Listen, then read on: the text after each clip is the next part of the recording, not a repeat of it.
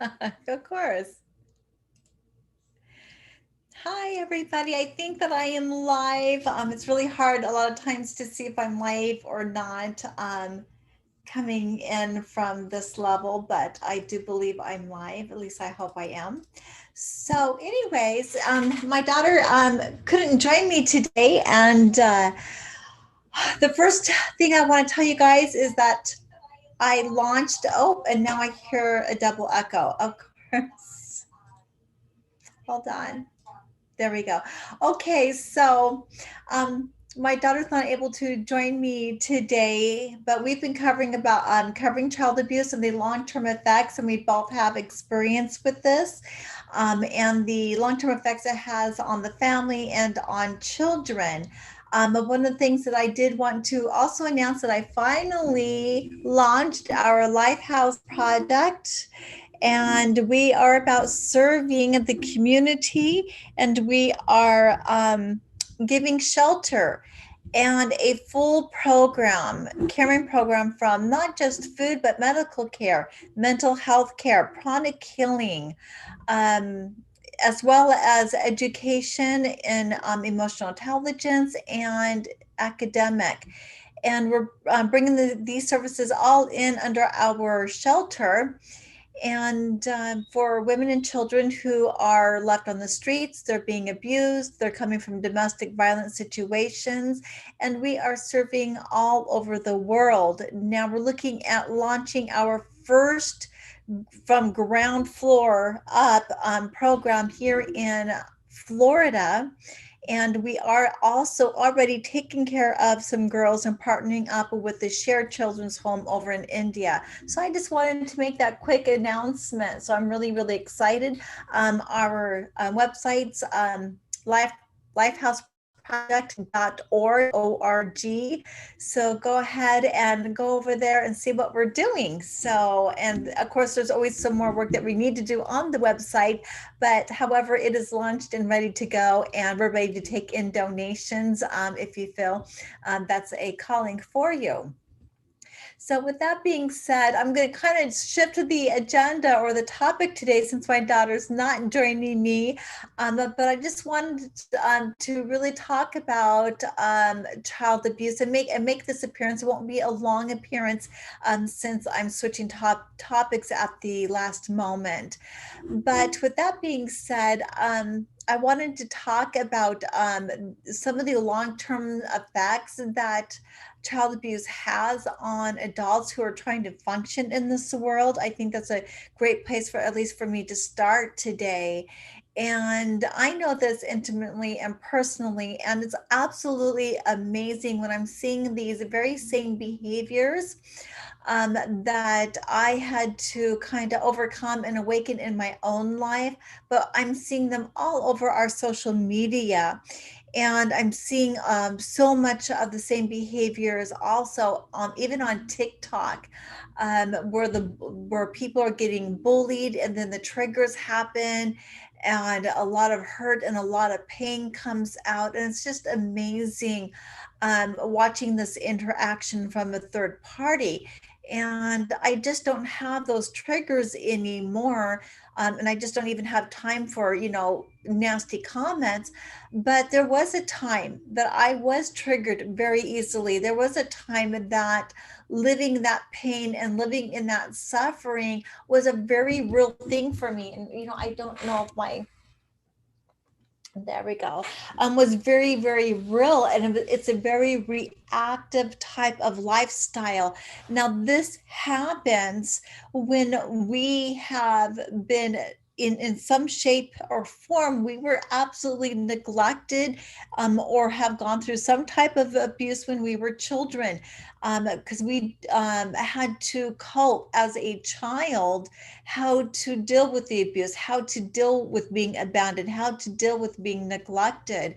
And it's not an easy thing, since when children don't know how to cope with it, right? So as a child who doesn't know how to cope with it, and children are so innocent, whatever they receive 150% of it. It's a blow. It's very, very traumatic for children.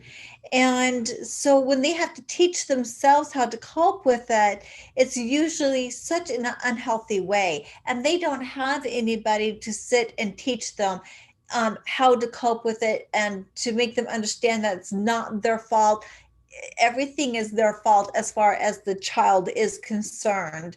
There is no other way, especially if a parent is very blaming, and puts the heartache or their hardships or their anger or whatever may be going happening in their life onto the child. So this could be just really, really traumatic. So now what does that look like as an adult? This looks like that when we do get criticized, that we will take it so personally, that it will put us in a tailspin, and it will make us emotional. It will hurt. It will bring suffering into our life. This is not an easy thing. And we are just reacting to the situation like we always have since a child, because we didn't know any better, and we didn't have anybody explain to us that we literally don't have to feel like this. All right, so we're still just carrying on, and I call it the hypnotic cycle. And I learned about the quote unquote hypnotic cycle from Napoleon Hill of Outwitting the Devil. So when a child is growing up in a not an ideal situation, they will carry all of this into the adulthood. And there's only two ways really for somebody to respond or react. Either they're going to be a victim or they're going to be an abuser. Now, I'm not saying one is better than the other. Don't make it a judgment by any means. Understand that both the abuser and both the victim had similar childhoods. They're just reacting to it in a different way. But they both were abused and were taught this behavior when they were a child. So now, but what does, what I say, don't push blame on the abuser, and don't judge. And I know a lot of people want to just go after the abuser. One of the things I really have to say, and this is coming from somebody who lived their life as a victim, okay, that when we go after the abuser, we're just abusing them further and making them feel even more insecure and making them feel even more hurt, and their suffering is prolonged.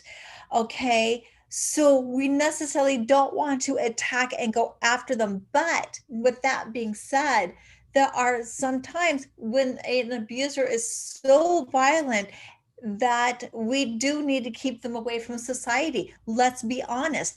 And as a victim or as a healthy person, I'm telling you right now, never, never, you cannot by any means let an abuser into your life. Let somebody who does not respect you in your life. And I'm not saying to hate somebody who's abusive or hate somebody who's trying to dominate you, or, I'm not saying go to that extreme in your feelings. Don't do that. But I'm telling you, you cannot have them in your life. It's got to be a hard no. You got to draw that line, and you can do it in so many different ways. Okay. And one of the ways is that you don't even have to tell them. You could just disappear out of their life. If you can. Sometimes we're remarried and we had kids with them. That makes it for a lot harder situation. But however, with that being said, you really got to learn how to draw those lines. And when an abuser is attacking, man, I'm telling you, it's this little kid inside that is scared. He's terrified. They do not feel safe in this world. They're walking around unsafe.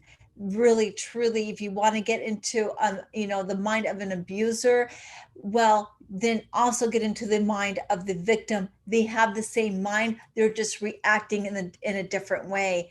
I bet you that might shock a lot of people, but It's so true. So that's, that's kind of what it looks like, though, trying to function in society as an adult who went through child abuse. Not easy. It's a terrifying world to them when it shouldn't have to be terrifying. And the triggers are all over the place. So their emotions take them everywhere. It's like a whirlwind for both a victim and an abuser. Okay. So not everybody is really can handle abusers. I think there are very special people who can try to really help them, counsel them, coach them. I'm definitely not one of them. I know my capabilities and what I'm able to do and what I'm not able to do. But what I know what I can do is provide that support group. I know I can educate. I know I can bring licensed professionals in together under one roof to really help victims and to help women and help children away from abusive and domestic violent homes. Okay. Also, as I said, the foundation, I'm just kind of promoting my Life House because I just launched it today, you guys, that we are going to also, again, getting women and children off the streets so they don't get a chance, or they don't have a chance of being victimized and being sex trafficked, prostituted out, and the other horrific things that happen to people who are homeless, to women and children who are homeless. They are victims. They're easy victims. But with that being said, I have to tell you that the Life House Project, we're going to be taking a proactive stance on stopping the abuse before it happens. And this is not about us fighting against the abusers. This is about rescuing and taking the women and children into a safe shelter, into a safe place where they can't be abused.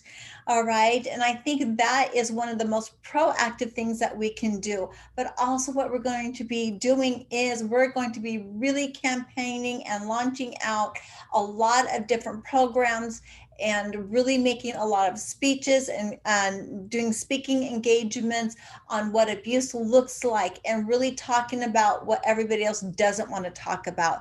Really going out there and talking about what it really does look like, or how it really affects the children, how it affects the fathers, how it affects the mothers, how it affects the grandkids. And, if anybody would wonder why this just keeps happening in their family, it's handing down, we've got specific answers for that. And there are ways to cope with this and to really change that hypnotic cycle and that lifestyle in your family, and make that jump. But it takes mindfulness. You got to want to do it.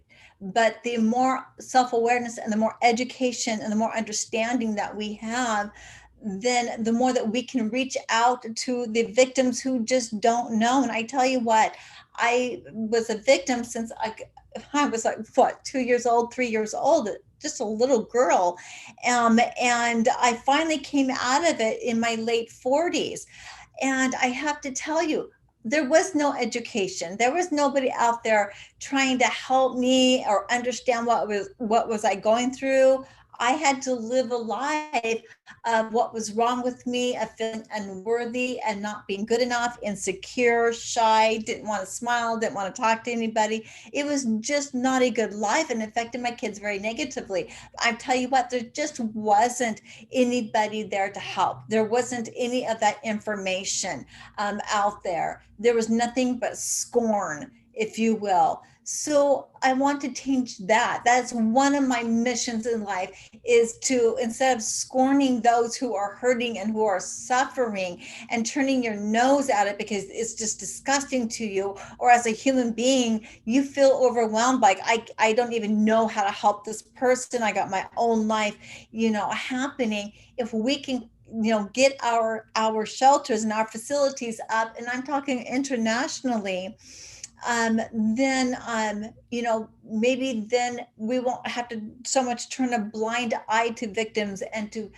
women and children who are homeless and are in horrific situations, that we will have a place to bring them. And so that's one of the things about the Lifehouse that's going to make us a cut above. It's the accessibility. Okay, this means we're going to be so active in the communities, and it's not going to be this long drawn out process of trying to get people in the shelter.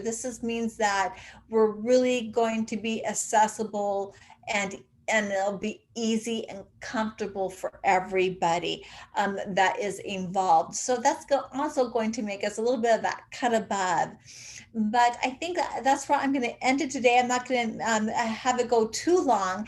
So I'm just so happy that I'm able to launch the Lifehouse Project. My daughter will be with me next week. We just had some scheduling conflicts, and that's okay. But we'll be starting the program at 1 o'clock, and it's going to be a mother-daughter, and I will start bringing on professionals, and I will start bringing on other people, women who have been victimized and has gone through domestic violence, and have them also speak out. So I'm going to really create a type of podcast for Tuesday evenings, and I'm hoping that this will really help and start that education with everybody in the communities worldwide. So this is Samantha with Breakthrough Astrology, you guys. I will be live tomorrow for my Wednesday live. It's a Mercury Wednesday, but I hope everybody has a beautiful week. I will see you later, and me and my daughter Kyra will be on tomorrow. I mean, next week, next Tuesday, talking about our own experiences as being a child growing up in abusive homes. So, bye bye.